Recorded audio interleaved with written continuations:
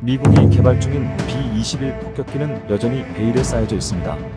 다수의 무인기와 동행하며 가공할 폭격 능력을 가진 B-21은 어디를 폭격 대상으로 삼고 있을까요? 안녕하세요. 올바른 안보를 지향하는 동아시아 연구소입니다. 미국이 6세대 비행기로 처음 제작됐다고 자랑하는 B-21 폭격기에 대한 관심이 매우 높습니다. B-21 폭격기가 첨단 비행기인 것은 사실입니다. 이 비행기의 첨단 능력은 전쟁에서 핵무기처럼 게임 체인저 역할을 할 것이라는 관측이 많습니다. B-21은 뛰어난 스텔스 능력을 보유해 상대방은 공격 형태를 전혀 예상하지 못하거나 방어를 할 수 없다는 것입니다. B-21 폭격기의 공격에 전혀 손을 쓰지 못하고 그대로 당해야만 하기 때문입니다. 이것만으로도 많은 관심을 받을 만합니다. 그렇지만 B-21 폭격기를 처음 공개하는 행사는 많은 제약 속에서 이루어졌습니다. 40분 정도 진행된 공개 행사는 해가 진 이후에 진행됐습니다. 드론과 헬기에 의한 공중 촬영을 막으려는 의도 때문입니다. 이런 의도는 행사 예고에서도 드러났습니다. 미군 신형 폭격기가 1988년 11월 B-스피릿 공개 이후 34년 만에 처음으로 나오는데도 폭격기에 대한 소개는 전혀 없었습니다. 공개 행사의 초청자도 물론 제한됐으며 촬영 매체들에게는 카메라 렌즈의 성능도 제한됐습니다. 행사장은 정면 촬영만 가능하고 다양한 각도의 촬영이 제한되는 구조였습니다. 제한의 연속이었습니다. 결국 공개된 내용은 B-21 폭격기의 정면 모습이 대부분입니다. 신형 폭격기의 다양한 외관을 통해 첨단 성능을 추측이라도 하려던 군사 매니아들은 허탈한 심정이었습니다. 소문난 잔치에 먹을 것이 없었다는 격이었군요. B-21 폭격기의 첨단 공격 능력을 가능하게 하는 비밀이 노출되는 것을 꺼린 것으로 보입니다. 그렇습니다. B-21 폭격기의 스텔스 능력은 아직 드러나지 않았습니다. 그렇지만 B-21은 스텔스 성능 이외에도 다른 첨단 성능을 갖고 있습니다. 미국의 한 연구소는 B-21 폭격기의 첨단 성능과 관련해 주목되는 분석을 내놓았습니다. 미첼 연구소는 B-21 폭격기가 다수의 무인 공격기와 함께 군집을 이루어 공격에 나서는 상황을 제시했습니다. 한 비행기가 여러 비행기를 몰고 가는 군집 비행에는 고도의 복잡한 능력이 요구됩니다. 각각의 비행기는 각자의 비행 상황에 대해서 파악을 하고 있어야겠지요.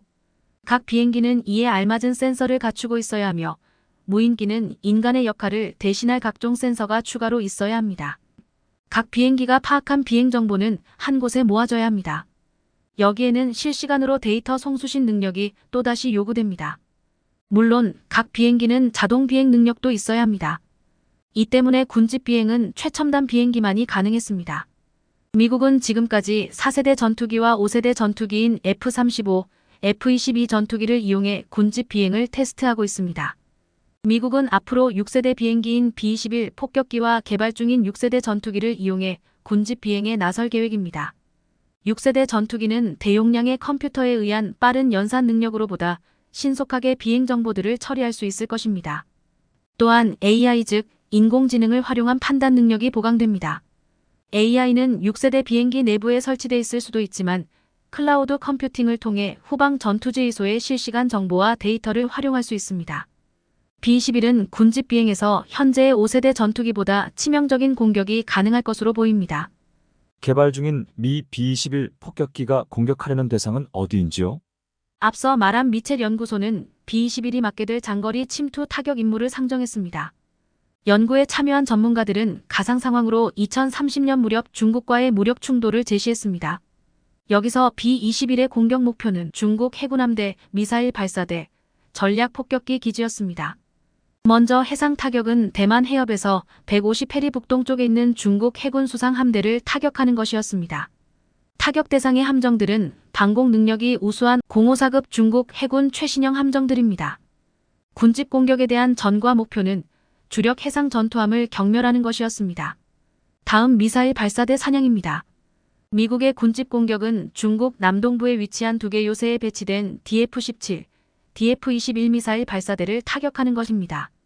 전과 목표로는 미사일 발사 능력을 50% 이하로 떨어뜨리는 것이었습니다. 마지막으로 공군기지 공격입니다. 군집 공격은 중국 중부에 위치한 중국 공군 H-6 폭격기 기지를 공격하는 것이었습니다. H-6는 중국이 보유한 유일한 장거리 폭격기입니다. 전과 목표로는 72시간 이내에 공군기지 작전을 봉쇄시키는 것이었습니다. 이들 내용은 하나의 연구에 불과합니다. 그렇지만 B-21의 군집 공격 작전 내용을 일부 가늠할 수 있는 자료라고 할 수 있습니다. 그러면 6세대 비행기 개발과 함께 무인기 개발도 동시에 이루어지고 있겠군요. 그렇습니다. 미국은 군집 비행에 동원될 무인기로 두 가지 종류의 무인기를 개발하고 있습니다. 하나는 XQ-58 발키리이고 다른 하나는 MQ-20 어벤져입니다. 이들 무인기는 미 공군의 스카이보그 프로젝트에 의해 공식적으로 추진되고 있습니다. 스카이 프로젝트에는 다수의 미방산 기업이 참여한 가운데 주된 개발 회사로는 XQ-58 발키리는 크레이토스이고 MQ-20 어벤져는 제너럴 에이토믹스입니다. 이들 무인기는 지상에서 발진할 수도 있지만 폭격기에서도 발진할 수 있습니다. 요구되는 성능은 여러 가지입니다.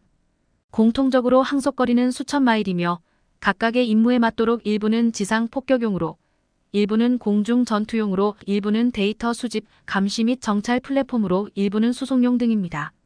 이들 무인기는 수차례의 시험 비행을 마쳤습니다. XQ-58은 2021년 3월에 무장창을 열고 소형 무인 비행체를 투하하는 시험도 마쳤습니다. 군집 무인기의 개발은 이미 상당히 진척됐다고 할 수 있습니다. 미국은 공상소설에나 나오는 무인기 군집 공격을 현실로 만들고 있습니다.